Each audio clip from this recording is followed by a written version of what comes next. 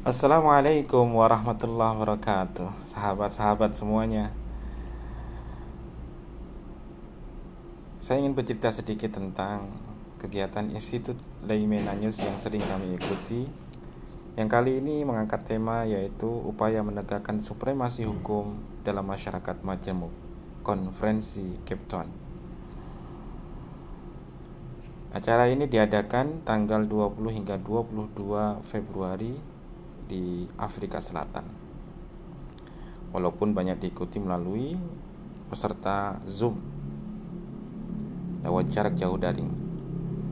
Kali ini Institut Leimena menjadi perwakilan sekaligus narasumber dari Indonesia dalam Religious Freedom and Rule of Law Conference, Konferensi Kebebasan Beragama dan Supremasi Hukum di ibu kota Afrika Selatan, Cape Town. Konferensi yang diadakan oleh Institute for Global Engagement (IGE) dan Freedom of Religion South Africa (FORSA) ini juga dihadiri sejumlah narasumber global lainnya dalam bidang agama dan hukum dari Amerika Serikat, Tiongkok, Singapura, dan Taiwan. Direktur Eksekutif Institut Leimena, Matthias Ho, membawakan sesi yang berjudul Religion and Rule of Law in Indonesia, Agama dan Supremasi Hukum di Indonesia. Ia mengangkat tentang upaya penegakan supremasi hukum dalam masyarakat Indonesia yang majemuk. Dalam masyarakat yang religius, yaitu di mana agama dianggap penting, maka salah satu tantangannya ketika berbicara supremasi hukum adalah bagaimana pemahaman agama seorang terhadap hukum di negara itu sendiri. Beliau, Matthias, menyebut bahwa kunci untuk dapat hidup bersama sebagai masyarakat majemuk adalah menjunjung tinggi supremasi hukum. Masyarakat majemuk perlu menyepakati bersama bahwa mereka memiliki kesetaraan dan harus belajar bekerja sama dalam ruang publik sebagai sesama warga negara, terlepas dari perbedaan agama dan kepercayaannya. Di sisi lain, kemajemukan itu bisa menjadi tantangan tersendiri karena pemahaman setiap agama tentang konstitusi bisa jadi berbeda. Contoh, dalam satu agama saja pemahaman agama bisa berbeda-beda. Lalu dalam masyarakat yang beragam agamanya seperti di Indonesia, maka semakin beragam pula pemahaman agamanya terhadap supremasi hukum. Masyarakat majemuk harus mampu mendamaikan pemahaman agama mereka dengan realitas hidup bersama di dalam ruang publik. Itulah mengapa literasi keagamaan menjadi hal yang sangat penting, bukan hanya untuk diri pribadi saja, tetapi terutama agar orang-orang yang berbeda mampu saling bekerja sama. Inilah sebetulnya kerangka literasi keagamaan lintas budaya yang menekankan 3 kompetensi tersebut, yaitu pribadi, komparatif, dan kolaboratif. Beliau pun Matthias menambahkan bahwa program LKLB di Indonesia telah menarik perhatian banyak pihak termasuk penyelenggara utama konferensi di Cape Town yaitu IGE. Sebelumnya Institut Leimena juga hadir mewakili Indonesia dalam pelatihan pemuka agama yang diadakan oleh IGE dengan topik yang sama, Religion of Rule of Law, namun bertempat di Hanoi, Vietnam pada tanggal 1 hingga 4 November 2022.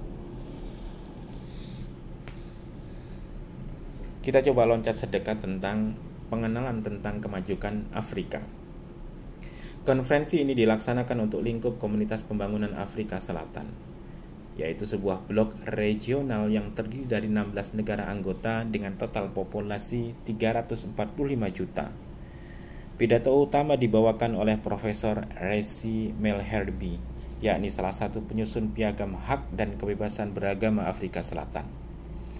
Kemajuan etnis dan kepercayaan di benua Afrika disadari kerap menjadi pemicu berbagai konflik horizontal, termasuk tindakan ekstremisme di kawasan tersebut. Terkait hal itu, Matthias pun mengatakan bahwa LKLB menjadi salah satu pendekatan komprehensif dan mendasar untuk menghargai berbagai perbedaan di dalam masyarakat. Dalam pendekatan LKLB, pemahaman agama masing-masing yang baik dan benar justru menjadi salah satu tuntutan, yaitu dalam kompetensi pribadi. Namun di sisi lain, tantangan ekstremisme beragam kerak ikut didorong oleh sikap prasangka atau stereotip negatif terhadap orang lain sehingga muncul keraguan ketika akan berinteraksi dengan orang yang berbeda. Matius menuturkan bahwa LKLB bisa mendorong seseorang untuk belajar membangun relasi, bahkan berkolaborasi dengan mereka yang berbeda dengan agama tanpa harus mengorbankan identitasnya. Orang yang berbeda itu tidak harus karena berbeda agama, tetapi bisa juga berbeda etnis dan ras. Itulah sebabnya LKLB sebetulnya dapat juga diadaptasi dan dikembangkan untuk mengatasi masalah konflik antar etnis atau rasisme. Karena salah satu kesamaan utamanya adalah masalah prejudice terhadap yang berbeda. Ikatan sejarah.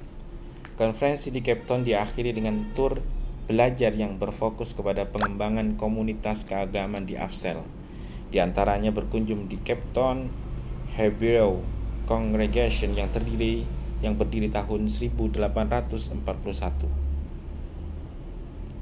yakni sinagog dan jemaat Yahudi tertua di Afrika Selatan.